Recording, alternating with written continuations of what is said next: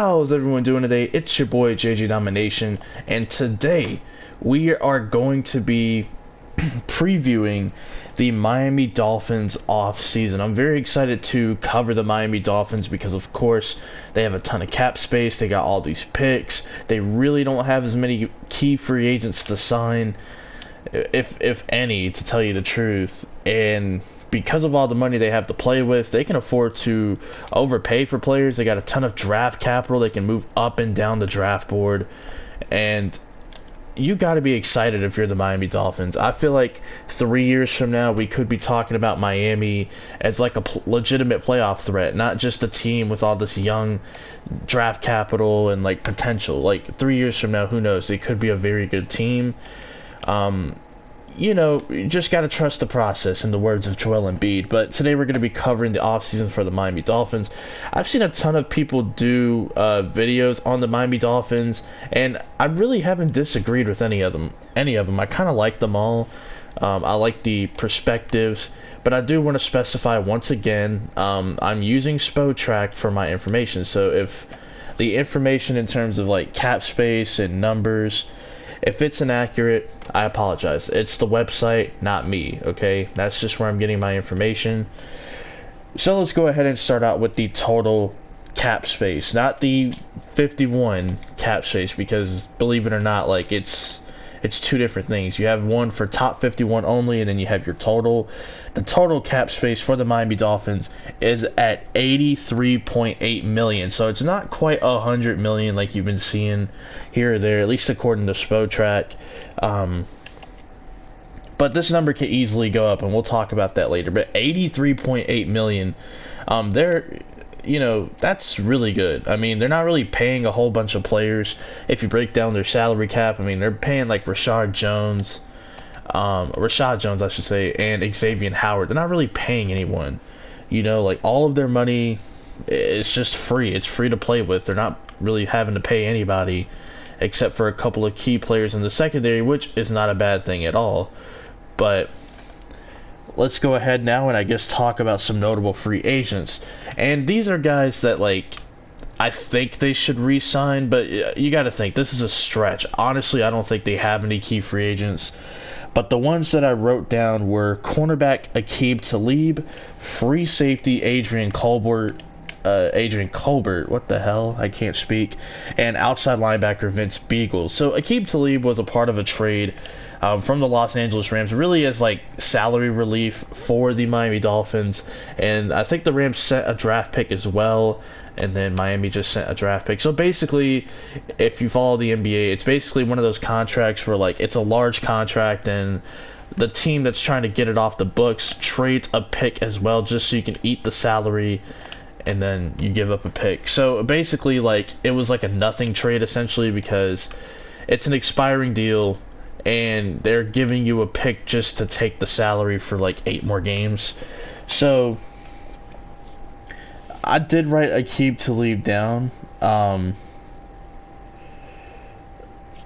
Let's see. And then for Adrian Colbert, if you guys have been following my weekly recaps of the NFL games, he's a player that I've been talking about a little bit. He's been on a few practice squads here or there. Looked really, looked solid. Looked like he was showing, some potential with San Francisco before San Francisco turned into a God squad. And Colbert comes here to Miami, and he actually played well. They had him playing the true free safety role. And to be honest, he didn't look bad. And obviously you can do better than him, but, I thought he looked pretty good out there, to be honest. Out there with not really a whole lot of talent around him, and to me, that's pretty good. I would definitely want to sign him for 2 years, just see what he can do, man. And then Vince Beagle, he is a former, I think, 4th-round draft pick by the Green Bay Packers. Really just did not work out here with Green Bay. They saw more in SHAREfactory than Vince Beagle. I think those were the two they were deciding between in terms of who to cut. I think Green Bay, for the sake of their team, made the right decision, because Fackrell, has shown some ability to rush the passer, and he can even drop back in coverage a little bit. And Vince Beagle is kind of the same way, except his pass rushing really isn't as good as SHAREfactory's. So I think both teams benefited in terms of like the team that made the signing versus the team that just held on to one of the two. So it worked out both ways. I could see Vince Beagle getting like a 2-year extension with Miami, or just like a 2-year deal, like decent money, because you know they got to pay somebody. And I think, to me, those are the 3 notable free agents. Like I said, like, you really had to reach for 3 free agents, but I thought we did a good job here. They don't have to really sign any of these guys, but I'd like them to sign Colbert and Beagle. You know, you can totally move on from Aqib Talib. He doesn't fit the timeline anyway. You know, it wouldn't be a huge issue if he was like a veteran guy in the locker room, but for me, I don't really think that's necessary. So I guess what we can do now is just talk about potential cuts, because we do actually have a couple. So one potential cut is wide receiver Albert Wilson. So I did the math, of course, you got to in these videos. If you cut Albert Wilson, you save $9 million. That is a lot of money to be saving when it comes to Albert Wilson. I mean, he's a fine receiver, don't get me wrong. He's a solid deep threat. You can line him up in the slot as well. Like, he's solid, you know, but he's definitely replaceable, especially in this draft class, which is pretty loaded with wide receiver talent. So if you cut him, you save $9 million. I mean, I'd rather draft a guy in the 4th round and play him over a guy that has a $10 million cap hit, you know. But you save $9 million because I think $1 million of that is a dead cap hit, which means like it's a cap penalty. So you save $9 million in the long run. To me, that's just smart. You do that. And then center Daniel Kilgore, he saves about $3.5 million. So those are the 2 cuts I would definitely make. Kilgore is an okay, you know, backup center, but he's this team's starter, and to me, I would rather just not, you know, have him there. So no offense, just, you know, I feel like that $3.5 million could be used elsewhere in a more efficient way.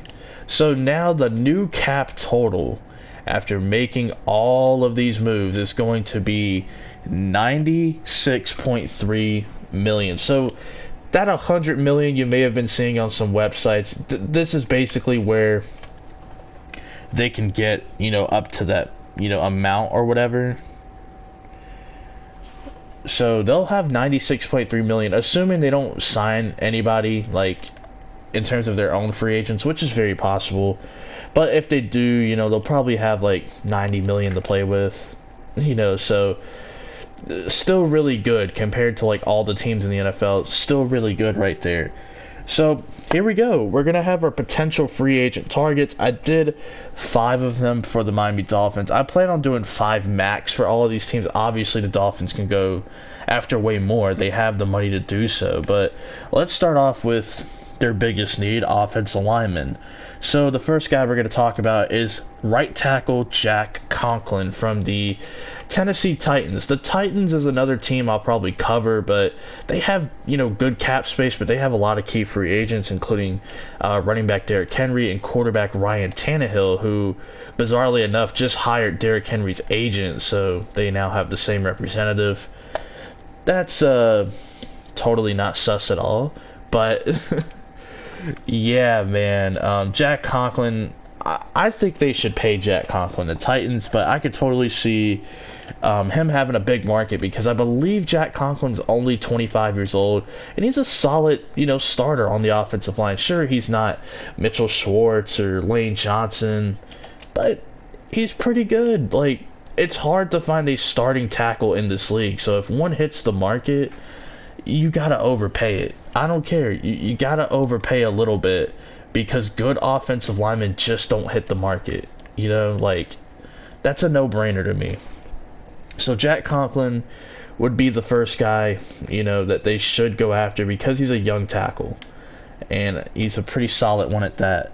The next one is another tackle, but he played some guard this year, and that is going to be Darrell Williams. I believe Darrell Williams is like 27, which is still, you know, pretty young, but he's a guy you could probably give a 3 or 4 year deal to. Darrell Williams actually in the 2018-2019 season was better. He actually played right tackle for Carolina in 2018-2019. He kind of broke out. I think he may have been a Pro Bowler. I don't know. The Pro Bowl doesn't matter, but he ended up breaking out, and the Panthers gave him a 1-year prove-it deal. Like, okay, was it fluky or not? Like, I'm surprised he didn't have a bigger market than that, because Darrell Williams actually did break onto the scene. But, whatever, I suppose. Carolina gives him a 1-year prove-it deal, and Carolina kind of messed around with their offensive line rotations, and they had him playing like left guard and left tackle and right tackle. They could never find a consistent starting five. And because of that, Darrell Williams just on tape did not look as good this year. And that's going to happen if you keep moving around offensive linemen and you don't have a place for them to play. Darrell Williams, to me, played his best football at right tackle. That's how he made a name for himself, and that's the position he should play.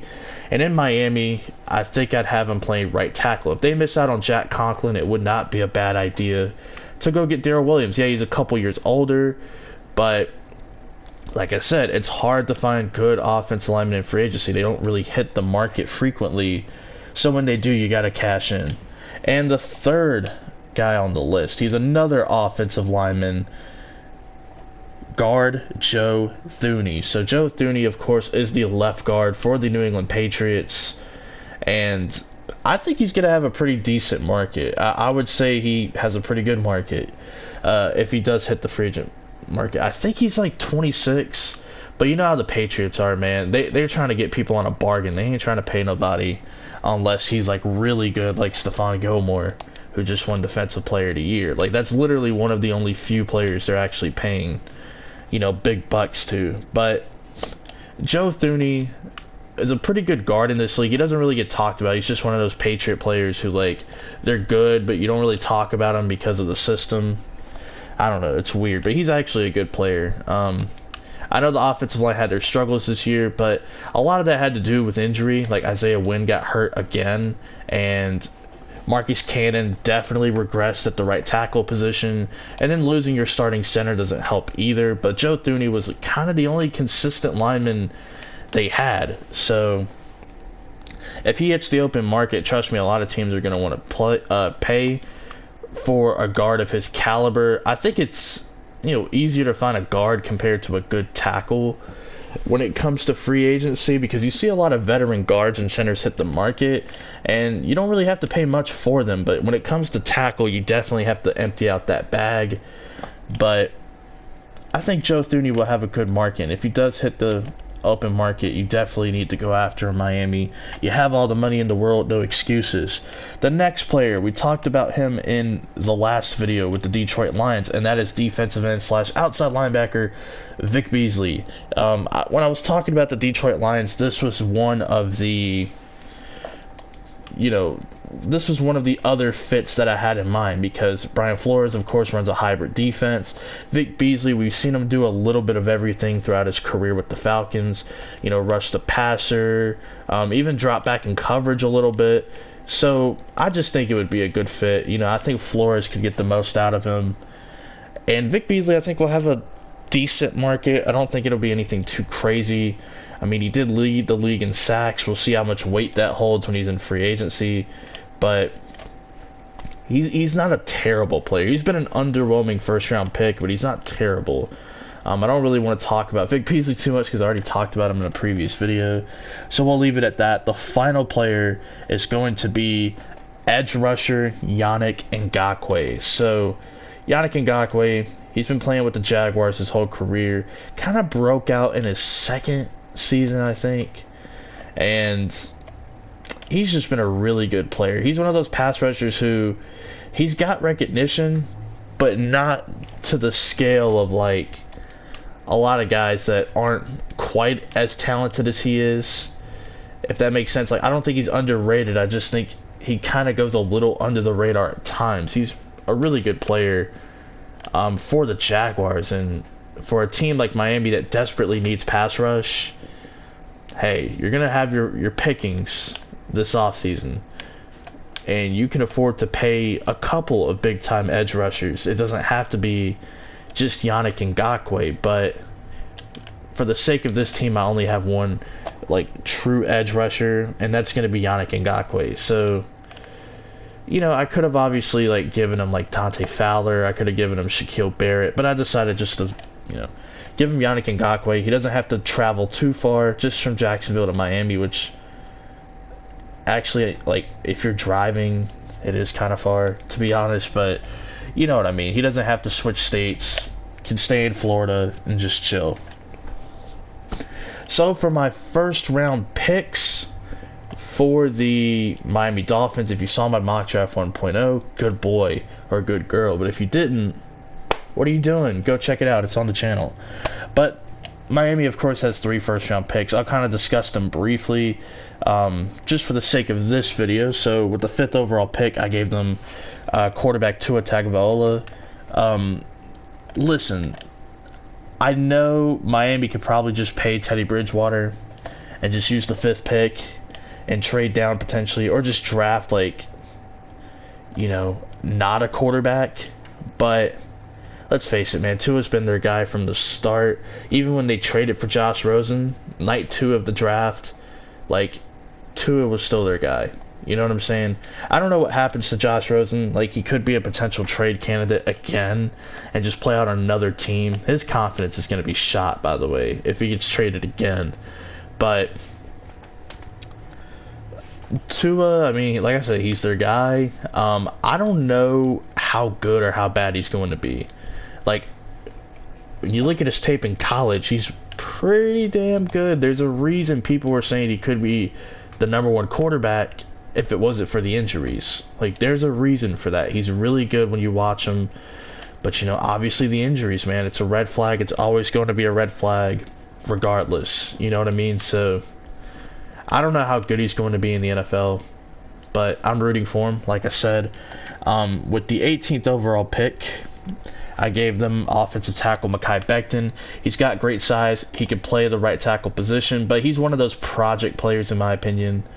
He could come in and play well right away, but what I mean by that is if you look at all of the offensive linemen in the draft, like, Andrew Thomas is the most ready to play now. Jedrick Wills is, you know, up there as well. I'd say he's just as good.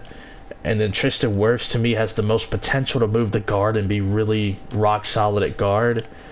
And then you have Mekhi Becton, who is more of a project tackle. He's a big freak specimen. He moves around so well, which, hey, if you can move in space and play tackle at that size, like, you should be talked about in higher regard. But I understand why not. I just feel like, you know, this is a team that needs offensive linemen. Shoot your shot. Try to get as many as you can. We saw this team draft a couple last year, but they weren't first-round picks. They were like 3rd and 6th-round picks. And both of them, while they were good prospects, they were kind of underwhelming. Like, only 2 offensive linemen really stood out from last year's class, and it was Elton Jenkins, the guard from the Packers, and Eric McCoy, the rookie center for the Saints.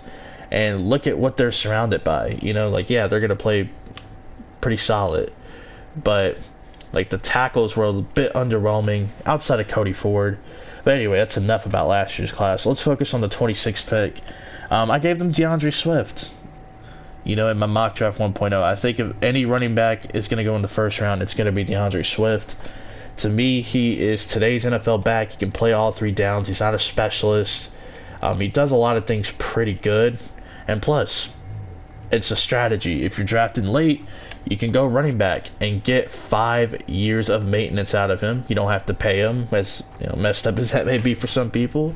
But that's kind of the case. Like, you wouldn't have to pay him on a second deal because you're getting 5 years of maintenance out of him. So it's strategic as well. Other positions they could address during the draft, of course, go heavy on that offensive and defensive line. You look at the formula for the 49ers. I mean, they had like 5 first-rounders on their defensive line. They did a good job of evaluating offensive linemen as well for their team, including a first-round pick in Mike McGlinchey. So, you know, go heavy on the line of scrimmage. The game is still won at the line of scrimmage. I know the 49ers did not win the Super Bowl, but if you ask a lot of people who were predicting like who would win, they were all pretty much saying, or not all, but like 8.5 out of 10 people were saying the 49ers were the better team on paper. So go heavy on the line of scrimmage. Definitely look to add edge rush help. You need a pass rush as well. That goes hand in hand with the defensive line. But because they run more 3-4 looks, really a hybrid defense, but they run more 3-4 looks. Just get somebody, just honestly, definitely wide receiver depth. This is a really good, a couple of, let's see, defensive back depth, most important. I think they eat a little bit of a penalty if they cut him. I don't know if it's the most efficient decision for the team, but definitely add some defensive back depth, primarily at corner, because, yeah, you do have Xavier Howard. You know, Nick Needham was pretty good for them last year, an undrafted kid. They have a few other guys as well. Just can't think of them at the top of my head right now, but getting defensive back depth will be ideal for Brian Flores because he's made a lot of these guys work. They just weren't the most talented. So if you get some depth, that'll be pretty good. But hopefully you guys enjoyed the Miami Dolphins offseason preview. The next team I'm going to do, I'm thinking about doing the Los Angeles Chargers, just so we can predict the quarterback to go there. It'll be the first team we're projecting a quarterback to go to. So I'm excited for that. Hopefully you guys are as well, and hopefully you guys enjoy. Peace out.